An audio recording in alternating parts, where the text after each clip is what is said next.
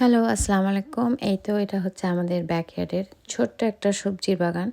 সামারে আসলে বিদেশে যারা থাকেন, যাদের একটু জায়গা থাকে, তারা এই যে কম বেশি সামারে সবজি চাষ করে। মোটামুটি সবাই করে, বাঙালি, দেশি, ইন্ডিয়ান সবাই মোটামুটি করার চেষ্টা করে। সো এটা হচ্ছে আমাদের।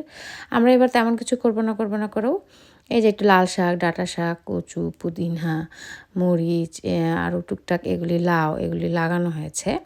এবং মেনলি আজাদি এগুলি দেখাশোনা করে। আমার পক্ষে আসলে ১০ ঘন্টা চাকরি করার পরে এগুলির পিছনে সময় দেওয়ার সময় থাকে না। তবে রান্না আমিই করি। কারণ আজাদ রান্না করতে পারে না। তো যাই হোক, এই যে বিদেশি বাড়িতে আসলে যেটা হয় সবাই মিলে করি কাজ সেটাই। তো এই যে লাল শাক তোলা হচ্ছে, একটু বড় হয়ে গেছে, বাট রান্না করার পর আসলে ক্ষেত থেকে তুলে খেতে যে মজাটা লাগে সেরকমই লেগেছে।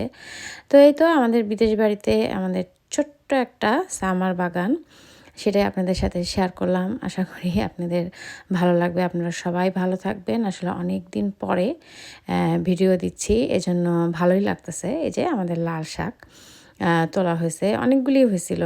আমরা ৩ জন ভালোভাবে সুন্দরভাবে খেতে পারছি। আসলে সেটা বড় কথা না, বিদেশ বাড়িতে নিজের ক্ষেত থেকে তুলে খাওয়ার মজা যেটা, সেটাই পেলাম। কারণ লাল শাক আমাদের এখানে সেভাবে কিনতে পাওয়া যায় না। তো যাই হোক, সবাই ভালো থাকবেন। আল্লাহ হাফেজ।